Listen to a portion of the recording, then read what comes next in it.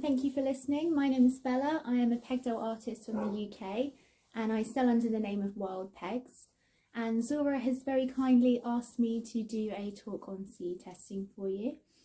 And I'd like to talk to you all about CE testing and our businesses and how we go through the testing process and why it is so important.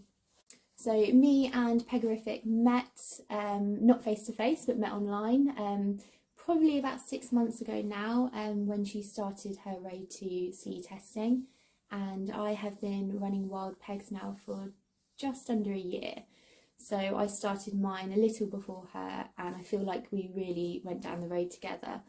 It is a very costly and intense procedure to go down, and there's lots of paperwork, there's lots of things involved, which I'm going to talk to you about, and why it is so important, why we do it. And really we put our heart and soul into painting these little peg dolls, so we need to make sure that they're safe for your children too. And I know that Pegorific doesn't have to test in her country, but she chooses to, which I really admire, and I find that inspirational that she wants to test, and it's really what makes her stand out from the rest, I think. And her toys are beautiful, we can all agree on that. CE certification started in 1985, which is a very long time ago. It's before I was born, and I think that shows how important it is that even far back, you know, when we were playing with wooden toys, which is why I love wooden toys, is because they have been around for such a long time and they are such great materials to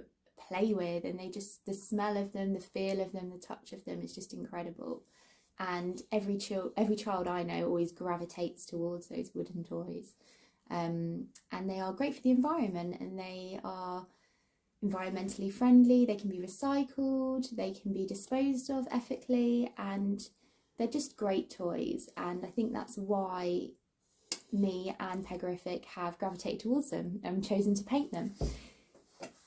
And today, telling you all about CE testing is because I want the consumers to know what they are looking for when they are buying toys. It needs to be something that you are happy to give your children, and you have peace of mind that it is safe. So when you are looking for toys, the thing to look for is the CE stamp or the UKCA stamp if you are in the UK.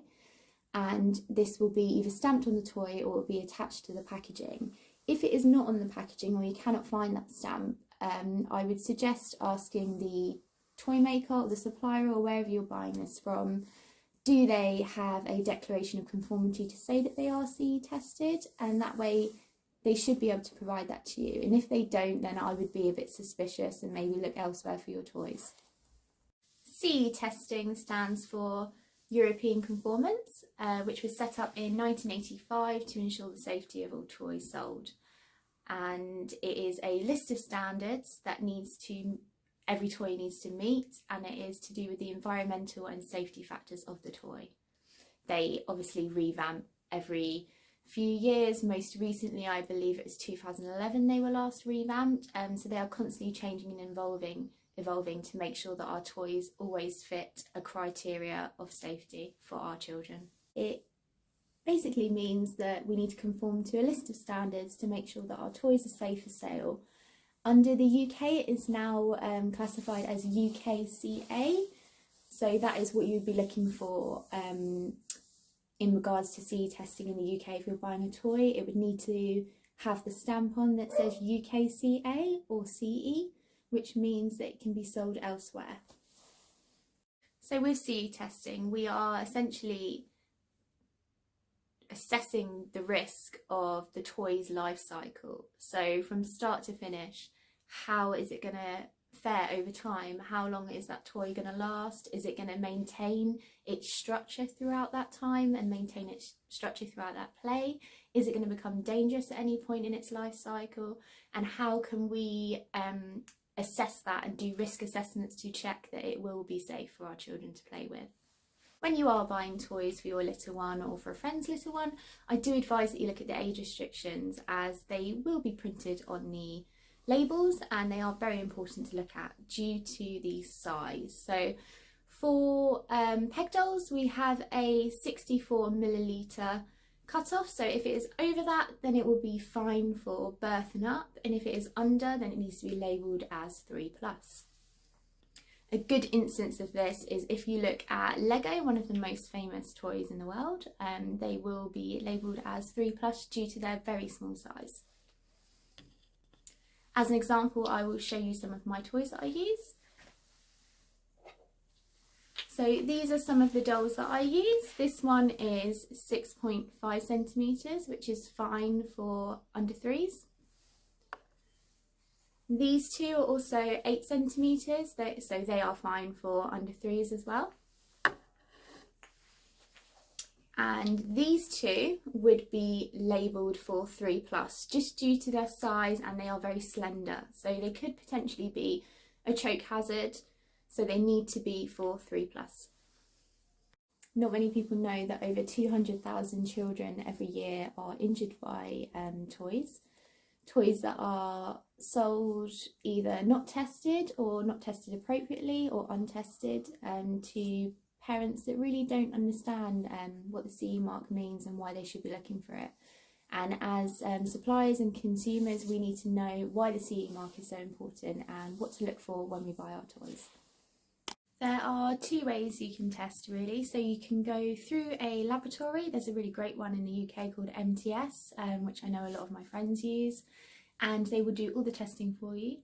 And when you receive your dolls or your wooden toys, all you'd have to do then is complete final testing and write up your declaration of conformity, or you can choose to test at home like I do.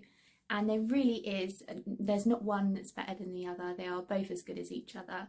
And it just takes a lot more time if you do want to test at home. But a lot of people choose to because it is cheaper. So when I test at home, I buy all of my products already lab tested. You don't have to do this, but it makes your process easier at home.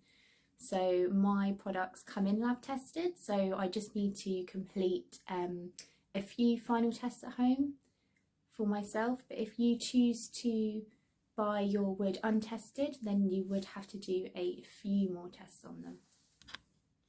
When I test at home, I use something called a conformance pack, which just makes my life so much easier.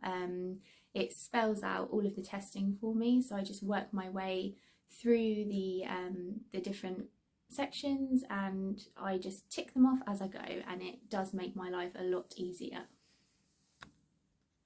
When testing toys, there are three main testing avenues that we go down. So the first one is called EN71-1 and it is mechanical and physical properties.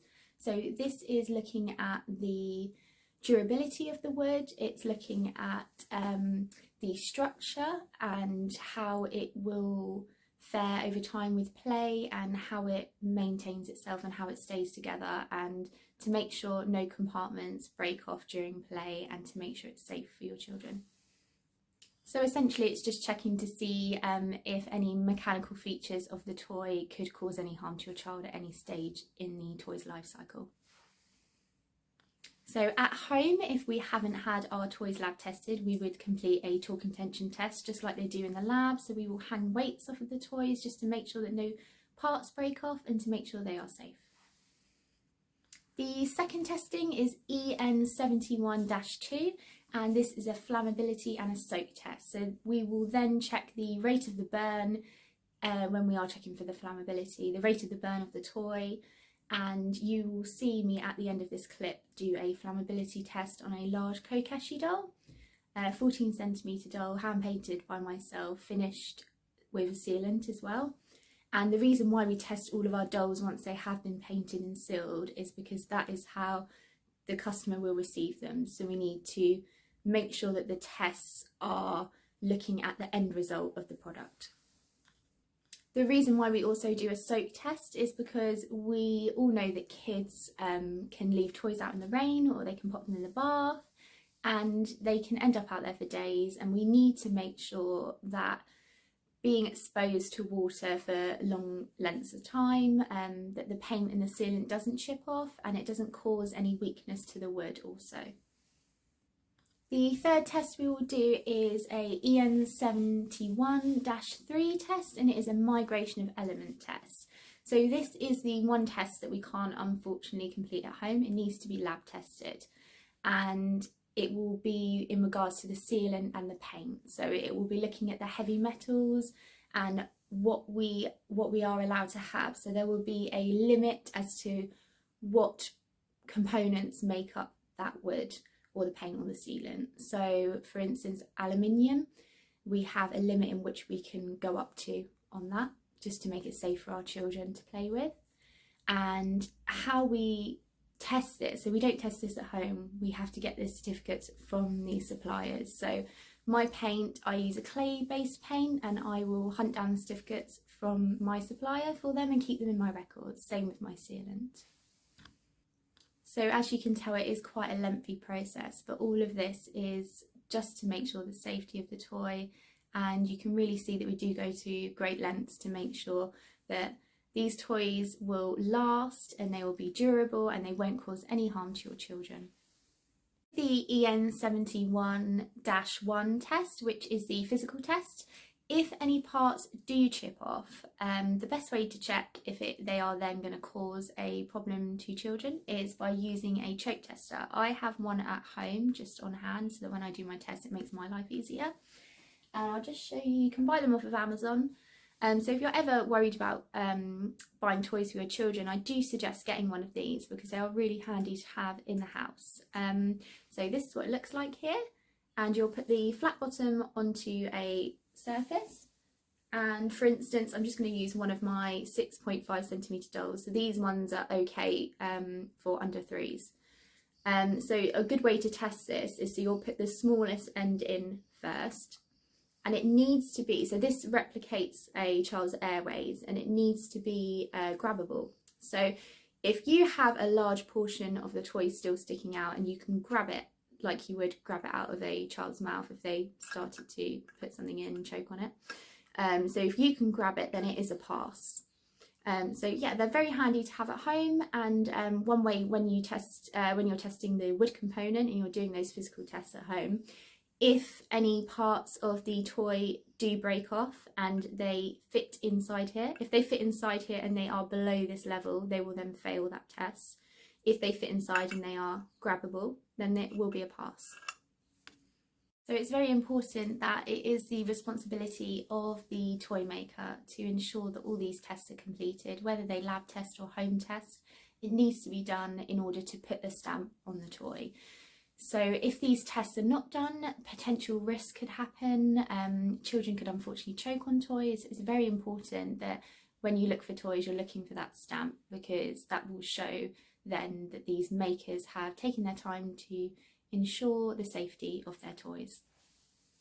And once you have seen the CE stamp on one thing, you will notice it cropping up in your life all the time. You'll see it on everything. It could be on your microwave, it could be on your fridge, it can be on any home appliance. You'll see it everywhere. And it's just having that awareness of what it means and why it's so important when you're looking for toys for your children. It is the #1 symbol to make sure that that toy has been tested and you know it's safe. So it's the best thing to look out for, and I do encourage you to look out for that in future. Thank you so much for listening to me, and I'm very flattered that Zora asked me to do this talk, so I'd like to say thank you to her as well. If you have any questions, please ping me an email or drop them below, and me and Zora will do our best to answer them. Thank you. 1, 2, 3. See, I need a scorch mark. It doesn't go up in the flame.